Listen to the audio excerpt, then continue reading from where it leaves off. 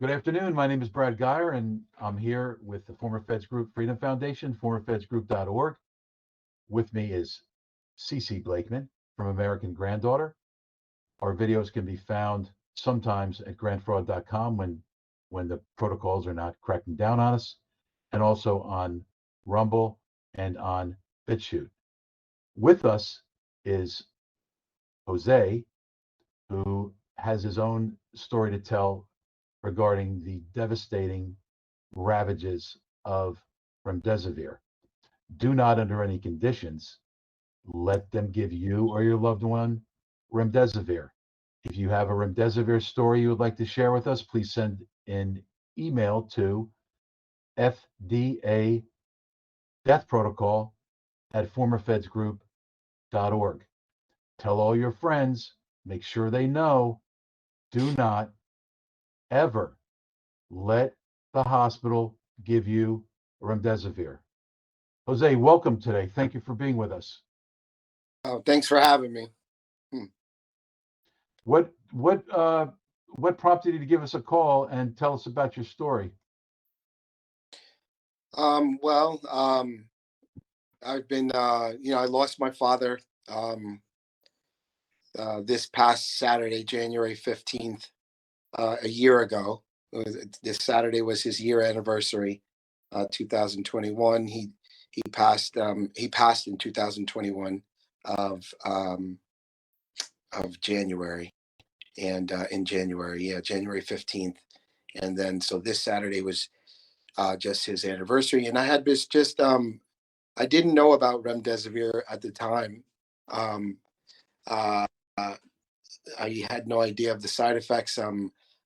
After his death, in the months like preceding his death, I began, I've been following a lot of podcasts and alternative media since the beginning of this pandemic, and the people that I've been following started talking about remdesivir and the symptoms and the side effects and how they believe that it's the primary reason why so many people are dying in the hospital, and so then I started thinking about my father and how he died, and I kept hearing the same story of that people are going in, they're sick, but they're just needing oxygen, and within a few days they begin to decline, and they put them on a ventilator, and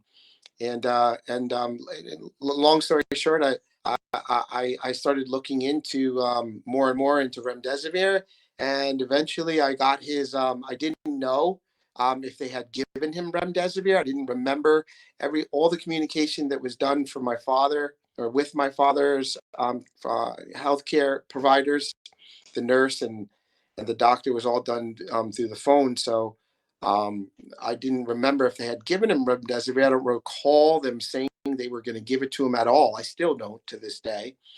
I really don't think they did tell me they were giving that to him. They might have mentioned it in just all the other things that they were giving him, but they certainly didn't ask for my authorization, because I remember they asked for my authorization for ventilating and do not resuscitate and all that. So I eventually got his medical records kind of just recently, to be honest with you. It took me a while to really just I guess, process and what's the word I'm looking for, to kind of emotionally just get the energy, or to want to find out, um, just kind of, so eventually I kept hearing more and more through the alternative media that I've been hearing, like listening to, and the podcasts and the channels that I follow about remdesivir. So I got his medical records and had to, jump through a couple loops to do that and get all, to Republic and signed off and all this, that, and the other thing. And they didn't make that easy either. And then sure enough, I'm reading through his records and his medical records, and there it was, boom, remdesivir from day one. And Yeah, and it was just really amazing too, like reading through it and seeing, like, for the first 5 days, um, just stable, on just needing oxygen, but nothing, everything just had him stable, Blood work they were doing full blood work on him. Nothing was, no red flags or anything. But then by like day 5, kidney, big report, like in the medical records. It was like a big note, like I forget how they classified it, but it was I remember it stood out compared to all the other days. Kidney toxicity or something along those lines. and then yeah, I remember, and then thinking back and remembering the process of like how he was there. They didn't, he was stable. I mean, he was really having a hard time just because they weren't giving him nothing to eat for the first couple days. But we were able to talk to him. But they kept bringing up the idea of ventilating him, asking me, do I approve of it? And if he tries to walk, he was trying to walk out of there. And they're like, if he walks out of here, he's not gonna make it to the door. And they were like, because his oxygen levels are so low, they were like, do you guys have a DNR on him? Like, that was all the questions I remember. But anyway, yeah, but then I remember eventually, and the crazy thing is they were saying that they might have to vent him. Do I approve of it? And I was like, me and my wife were just kind of like, I'm not sure. Like, we're like, I've heard that they're not good. Like, I've heard ventilators are not good. And I heard that people that, die on them. And the doctor said, well, I've had people die on them and I have people survive on them. And we believe that's the best protocol right now. And as far as like, just, I mean, obviously looking back, hindsight's 2020, right? Looking back and what I know now, of course, I would have never, I didn't know about Remdesivir. I knew ventilators weren't bad. I just didn't think they were that bad, you know? Um, and, um, and so they asked us to authorize putting him on a vent if he needed it. And I was like, we both, my wife and I were just like, my wife was like, whatever the best care is, that's what we want for him. And they said, that's the best care. And so we said, okay, if he needs it, then okay, if he needs it, and if, I was very just kind of like not sure, to be honest with you. And, but then the next thing I know, next time I talk to them, he's on a ventilator. Like one day it was, if he needs it, do we authorize it? And I'm like, oh, well, yeah. We said, if you think that that's the best care, then the best care, whatever the best care is. And then it was just a couple days later. They called. We spoke to the nurse and they said he's on the vent. I was like, oh, he's on the ventilator now, and it was kind of. I remember that was a shock. Like, I was just like, all right, so. But anyway, looking through the medical records, I saw like he began to, just to make a long story short. I mean, it was over the course of the next few days. It was just getting another report. Like within, I think after his kidneys began to fail, then they started talking about dialysis. He might need dialysis, and that was another thing they did too. They said the dialysis, the kidney doctor was here and said he might need it. We're going to just wait and see. Let's hold off. The next time I talked to them, he's getting dialysis. Like it was not, it was, it was just kind of like, it was all this, like, this might happen. And then, do you authorize it? And I'm like, okay, if he needs it. And I remember that was really scary because I was like, what does that even mean? I know what dialysis means, but I'm like, what does that mean for his health, his future, his life, after? And I just remember that's the feeling I had. Like, is that if I authorize this, does this mean he's going to have to be on dialysis for the rest of his life? I remember those were the thoughts that were just going through my head that I wasn't sure of. But then, like I said, within a couple of days, they told me, "Oh, we started the dialysis," and I said, and that was a shock. So I was like, "Oh, you started it, okay." And then within a couple of days, one of his lungs collapsed.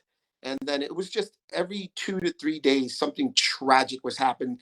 After his lung collapsed, then he had internal bleeding that they couldn't identify where it was coming from. And they asked me, do I authorize blood transfusions? And here was another thing. I'm like, what does that mean? Like, I'm like, all these huge decisions that I'm thinking, like, I'm just thinking his long-term health. Like what? Like I'm like I don't know what that means for his long-term health. And if I say yes, am I setting him up for just illness in the future, or all these thoughts. Um, After his kidneys, after the blood transfusions, then they started giving it to him every few days. Then after the blood transfusion, there was a bacterial infection in his blood. Um, and then I think the last thing was that his this is of course over a course of days, every 2 to 3 days, right? I'm getting these reports. Then it was the liver. The liver started to fail. His liver is starting to fail.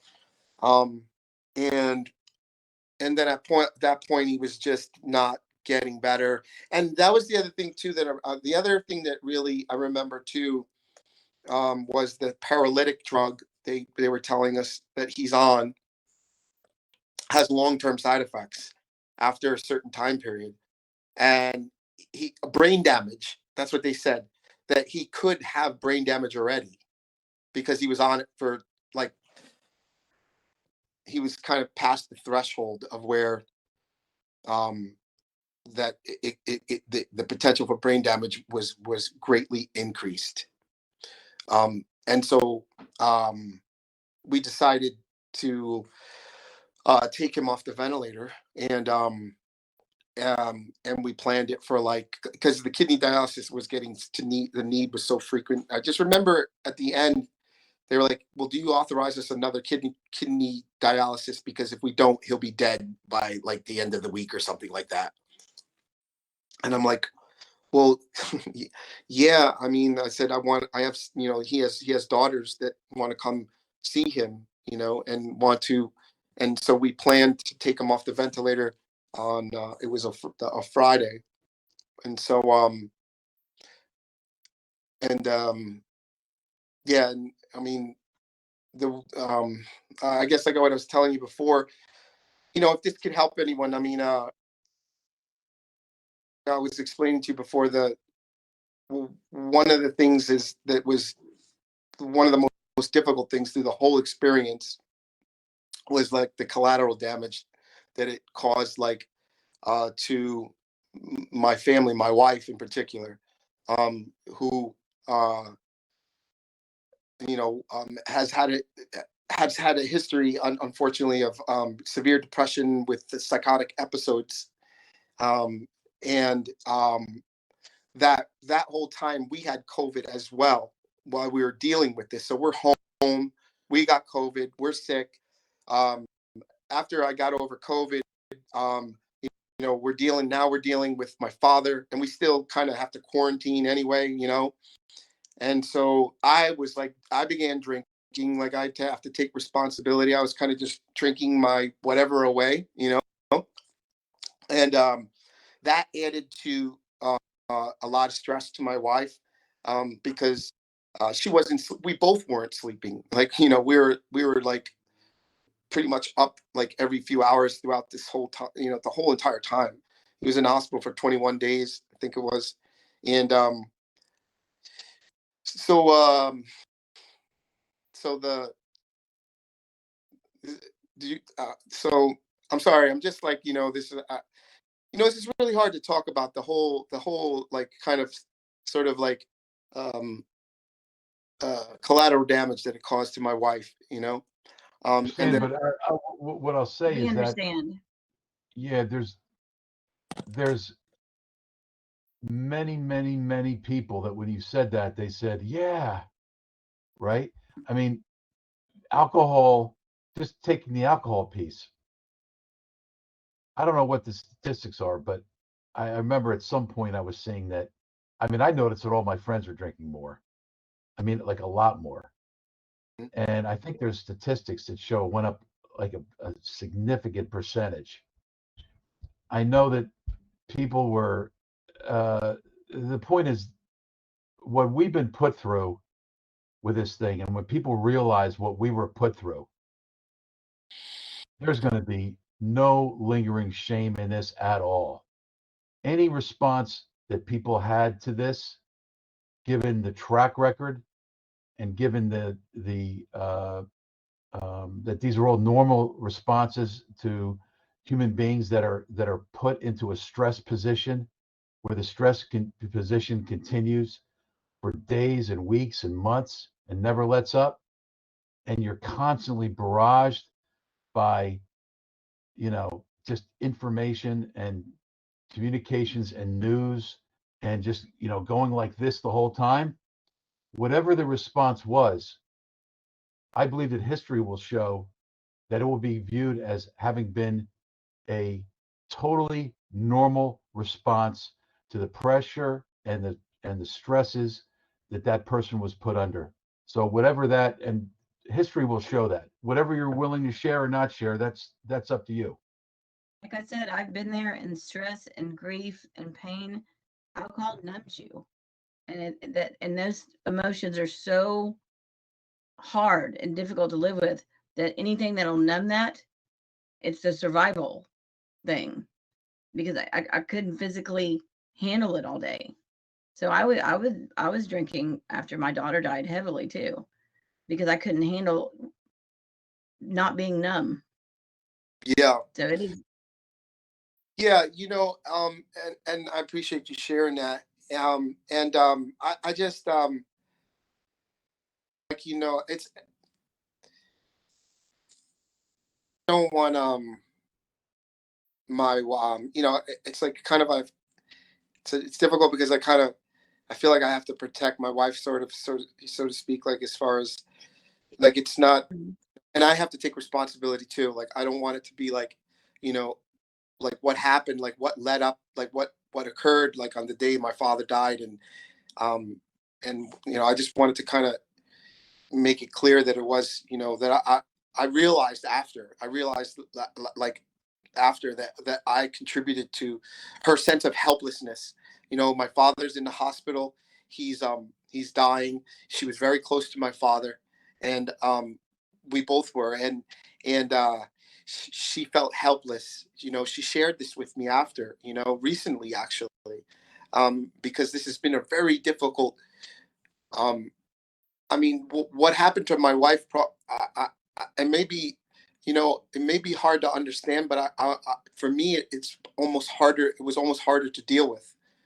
Like her, you know, basically, just deteriorating mentally, and into this state of, like, where the person that you know and love just basically, if just checks out, and it's Was not. she not sleeping as a Yeah, response yeah, yeah. to losing your, That definitely yeah, was a huge contributing factor, was with the lack of sleep, the severe depression. She, and it basically, and I would imagine that, people that are listening to this, um are have experienced loved ones that have, mental illness is a huge problem right now, and it's a huge, collateral damage that has been brought on, from COVID, and all everything around it, the remdesivir, and how these things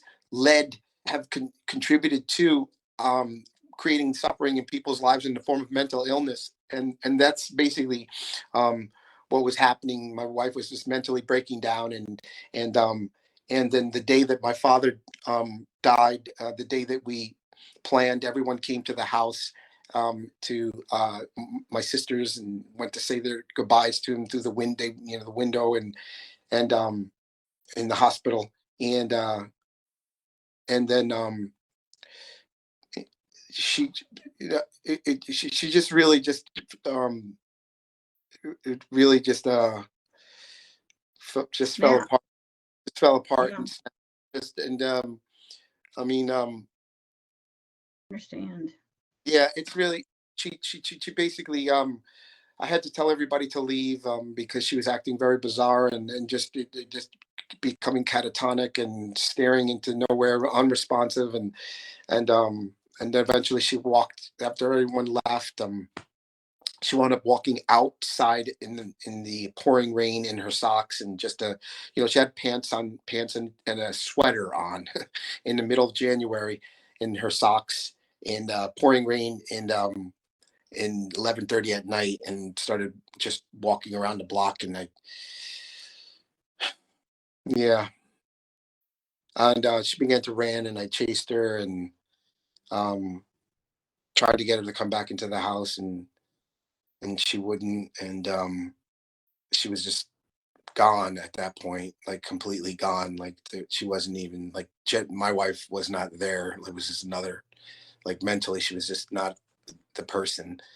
And so I let her go, and she proceeded to run around the entire block. I chased her and ran back around the block up into my house, um, and she wound up kicking the porch window out, a screen window in the bathroom upstairs. So we're up on the second floor.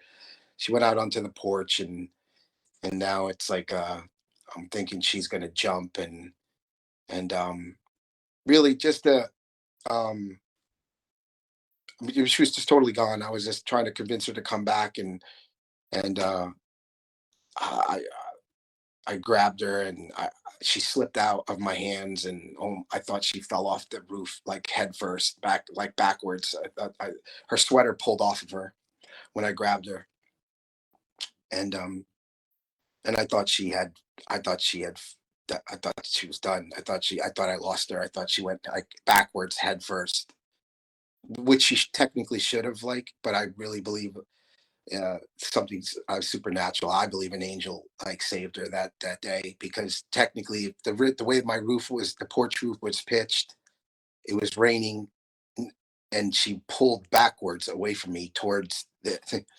She should have technically flew head first backwards off the porch, and by the grace of God, she didn't. And then she eventually started climbing up the side of the house, and at that point I called the police and 911, and the cops like came, and I had to grab her, and I almost lost her. I went to the other side of the window, other side of the porch, sorry, where there was another window. I pushed that screen out, grabbed her, and almost lost her. Like I was losing my grip, and because she was wet, and the police got there like right then, and it was like I felt like I was explaining to you before. I felt like I was just like, it's like in this weird dark movie dream, like nightmare. It was like what I was seeing. Like I remember when I'll never forget. Yeah, it was just, there was so many things I saw that just stuck in my head. Like, but I would imagine. And so the police came running in the house. The chief was amazing. He ran upstairs, tried to talk her not to, not to jump, because she was trying to pull out of my arms. I now got my one arm around her, so I had her. I did have a good grip at that point, but she was still trying to pull away from me. And he tried to calm her down, but she wasn't. So he reacted really quick. It was just amazing. He was amazing. I'll never forget it. I was so grateful for them. And he ran inside, ran upstairs, ran out the other window that she originally went out, which was another room, and then ran up around the porch. He ran up I was afraid he was going to fall. I remember I was afraid he was going to fall, because it was pouring rain, and the porch had a pitch, like, and I remember that. I remember I was like, be careful, please don't fall. I was thinking, I don't want this guy to fall now, and break his, neck or whatever, his leg, whatever. But he grabbed her, he did, and then we got her inside, and she was unresponsive. Long story short, we wound up taking her to the police, local mental hospital, and she spent the next 5 days. That was the night my father died. She spent the next 5 days in the hospital, and that was the night. That was the night of my father's death. Like, and so it was like the only way I could describe it, I just felt like it was like a bomb went off in my life. Like I don't know, like it's just this Nightmare. yeah, Nightmare. yeah, and yeah, it was so I didn't, and then and thank God she got to the hospital. When within a couple of days they stabilized her, they gave her medication, and they were able to come up with a diagnosis, and it was severe depression. with psychotic episodes, and we thought it was bipolar because she had previous incidents in the past in regards to my daughter around opiates and addiction, and similar incidents had happened before. And she had gotten a misdiagnosis, but anyway, thank God it wasn't bipolar, because she didn't she doesn't need to be on medication forever. And not, I don't know. I mean, I know there's a lot of people that suffer from bipolar, and it's a real thing. It's like, the thing is, most people like don't understand, like, if you've never experienced mental illness or seen somebody go through a psychotic episode, you see the commercials on TV, and they're like, oh, sometimes I feel happy and sometimes I feel sad. It's nothing like it's I have no idea. It I is have no idea. It is the best way I've heard it described is like the person that just and love just completely checks out and is gone, and something else just shows up, like that's so, it's so scary and terrifying. And it's terrifying because there's nothing you can do. You think, oh, maybe if you talk to her, maybe if her sister talks to her, maybe if her brother talks to her, they'll definitely listen to her mother. No, there's You don't hear it. No, You don't hear it. It's you don't hear it. Such an intense sense of helplessness, like where there's nothing. Jen, you could talk to them, you can look them right in the face, and you can think of the most.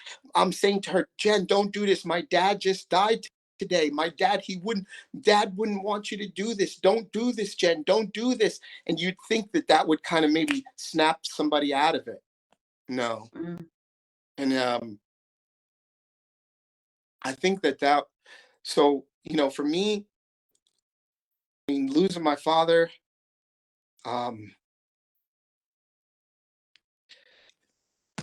yeah, was incredibly painful. And my father was with me. My parents divorced when I was young, and I lived with him. I grew up with him, and he kind of spoiled me my whole life, and but he was with me like through two cancers. Like I had cancer twice in my life, and he did everything he could, man, to, whatever I needed. He was there. Like, he was there in the hospital. And I remember I wanted to go to a holistic facility when I found out about like alternative medicine and everything, and he paid for it, and he put the money up, and he would pay for my supplements, and he was just he was an amazing dad.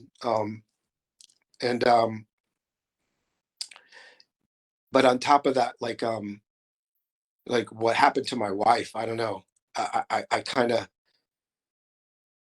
that was so traumatic. I mean, I've suffered for years with like night terrors, like, I mean, couldn't sleep, and just would have nightmares of incident, like similar incidents happening over and over again, like of being her, just losing the ability to do anything to bring her back to reality. And I remember, and that's something that's just an effect, and side effect to like all of this COVID, and all of this everything that, my father's death could have been prevented, with early treatment. My father's death could have been prevented with, if they didn't use Remdesivir.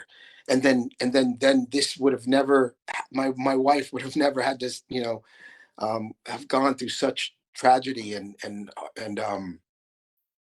suffering, you know, and the suffering that COVID has created, and the protocols. I have to say, it's more the protocols, right? It's not so much the virus itself. The virus itself, yes, Right.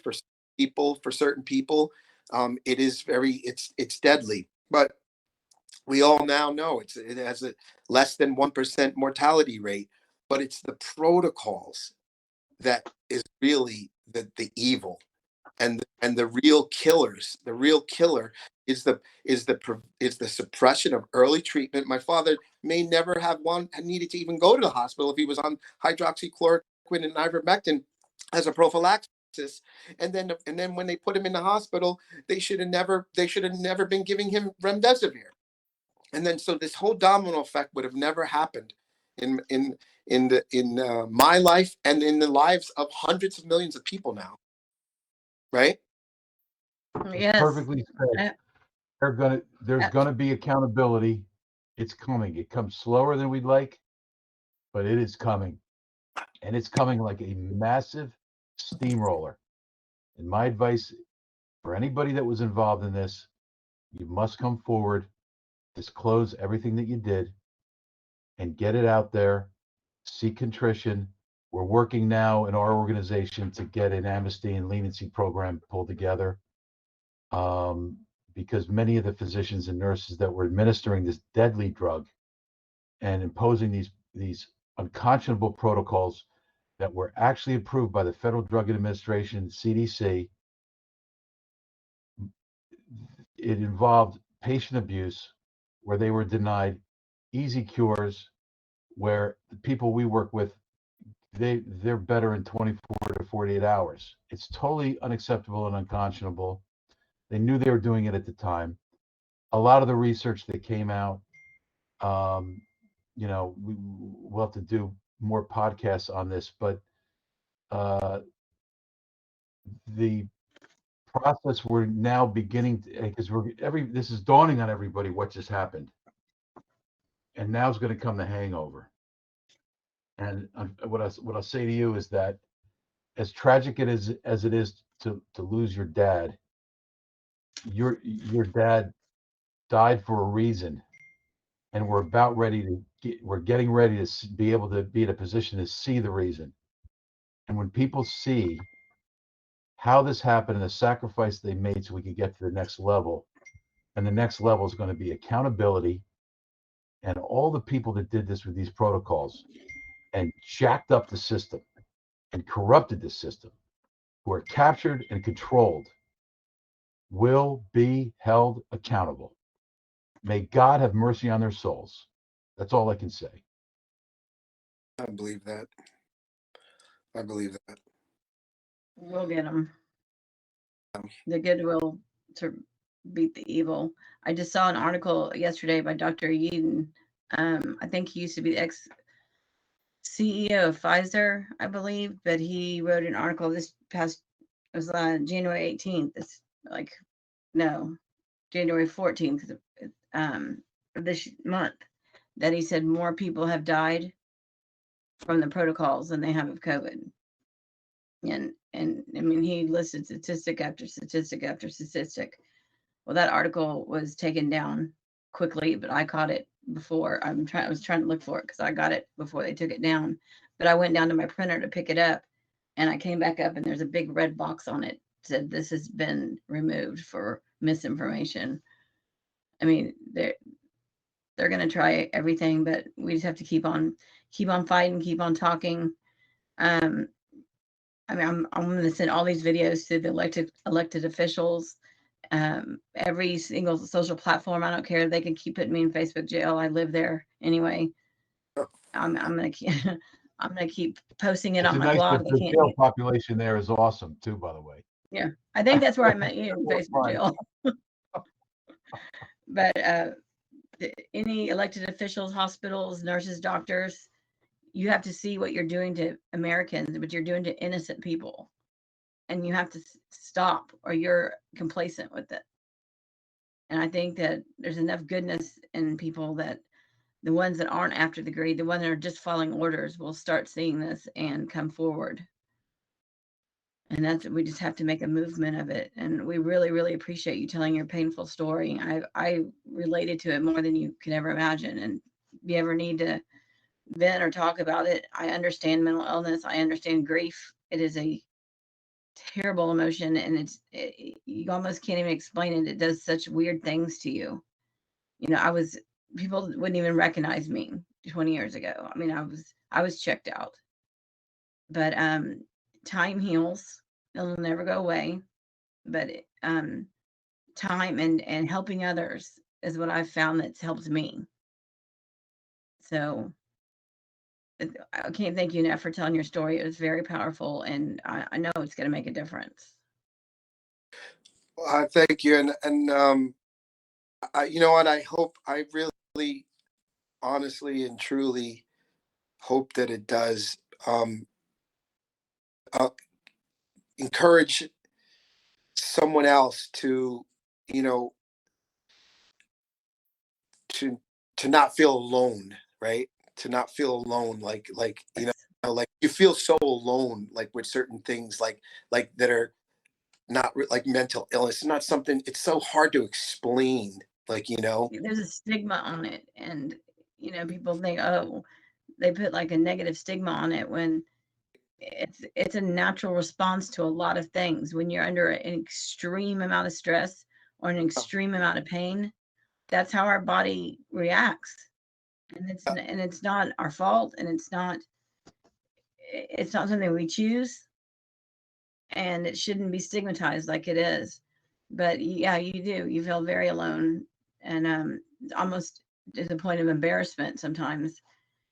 But there's millions of people that suffer from it from one reason or another. I was in the hospital 3 different times for 3 months apiece, trying to get through what happened.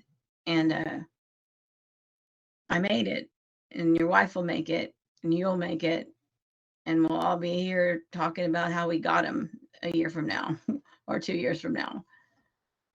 Yeah, I hope and pray, and um, you know, there's a scripture that I really stand on in Psalms 37 in the Bible, and it says, "Do not fret when you see evil men prosper, for they will be cut off." And it says, "You will see it." So that's really gives me hope. Is to just, for me personally, is to stand on God's word for me, and just believing that His word will come true, and that they will be held accountable. And Amen to that. Mm-hmm. them, I just, it's really difficult when when the more you learn, um, but it gives me peace knowing that I believe in God's word, and I believe that it will not return void. And you know, um, He says that we will see it. We will see them be held accountable. So I believe it has to be, because you can't do this like to on this scale and get away with it. Like you can't do this you cannot um, perpetuate this kind of evil and impose this amount of evil on people and not be held accountable. You will Right. be. I just really believe that. I have to believe it. I mean, I believe it. yeah. Um, but thanks for having me, and yeah. Um, Well, we'll continue doing our investigation and sharing our information, and we hope you'll continue yours and share your information with us. You maybe look at a variety of different aspects of this in a new way today. Um, Particularly, it reminds me of the opioid crisis, how that came out of nowhere. And when I was with my children in the pediatrician's office, all of a sudden I saw they were giving the kids an inventory uh, sheet where they ranked their pain with 10 different faces, that went from a really like pain frown to a very happy, happy face. And I remember going in with my wife. I think this would have been like, maybe I saw this come in with my second son, my second child. And I remember just saying, this is so bizarre. And everybody was like, oh, this is a great, there's no reason why people should have to endure pain. We have, new medications for this. And I think about your poor wife having to get through that daily worry and anguish about having a daughter who might not wake up, because as you know, that could be lights out. So you have day after day after day of worry and worry and worry and worry and worry. And then you have the COVID-19 thing with the masks and the, oh my God, the thing's going to catch me on the way to the mailbox, or, all those different things, and people coming down with it and just Me, blasted by yeah. the media and everything else. And your wife's response, Mm. I view it as a totally reasonable response with the amount of pressure that she was put under. Everybody I know that had an opioid addiction, it started with the doctor's office. Someone had a surgery. They put him on Vicodin. Then they cut him off. They get addicted. They cut off of Vicodin. They go find it somewhere else. I mean, I can't help but think it was completely planned and pushed on people, because it's nearly impossible to kick. I mean, a lot of people do, but it grabs a hold of you, and Yeah. um, I mean, I empathize with you, your wife, your daughter. I'm glad y'all are all surviving all this pain and torture you shouldn't have been through. And I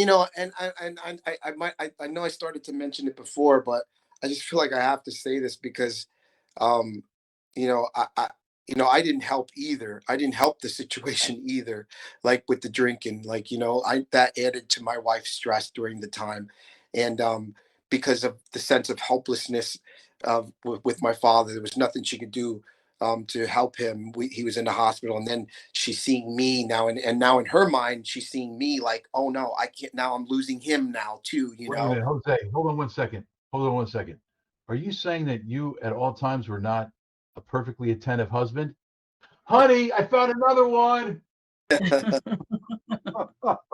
All right, let yourself off the hook. You're Just don't dealing, Yeah.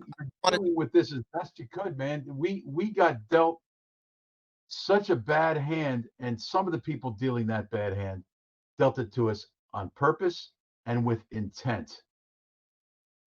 I can tell you the hardest thing Off about the hook. getting through that is forgiving yourself. I'm really easy at forgiving other people, but forgiving yourself, looking yourself in the eyes, in the mirror, and saying, it's hard to do that anyway. Just look yourself dead in the mirror and in your eyes and say, you're forgiven. I forgive myself. It's a very difficult thing to do, because you put people that you love through stuff at your own hands. And Yeah. it's very hard to forgive yourself for that, but you have to, because you're in a place that you needed to cope too, and that was the way that you did it, and they understand. It took me years to apologize to my family and my mom, because I was humiliated and embarrassed and ashamed, and I finally, once I forgave myself, I could go to them and look them and say, I did this to myself, and I did this to you, and I'm sorry. And it's such a healing and liberating thing, but don't blame yourself. There's so much stress right now in the world, and pain and grief, that you got to let yourself off the hook, give yourself a break, and know that you realize it, and you're back, and you're not doing it anymore. And that's what's important. Yeah. By Yeah. the way, Jose, you should do one thing I would advise for you is you have to do more bicep exercises. I'm kind of feeling like I need to go to the gym right now. Feeling kind of flabby. Yeah. You're a monster, man. Wow. Trainer. Yeah. So, yeah. But anyway, yeah. Well, Exercise thank is you always so a much good. for joining us today, and thank you for sharing your story. I can guarantee you're going to help a lot of people. There's so many people out there who dealt with what you dealt with, but also dealt with either themselves personally or dealt with somebody who was going through it, what your wife went through. Psychotic breaks are very common, particularly in these times. So thank you for sharing that. You helped a lot of people. Have a great day. You're not alone. You are not alone. Don't ever think that. Hey, Carolyn, after this, could we just jump on a quick follow-up call with a couple questions I had? Is that possible? Just stay if you want to stay on the line. I mean, I don't care. Right Oh, here is after we hit the okay. hit the Perfect. end of the All right, recording. everybody. Have a great day. Make the Thank world you. a better place. We have a lot of work to do.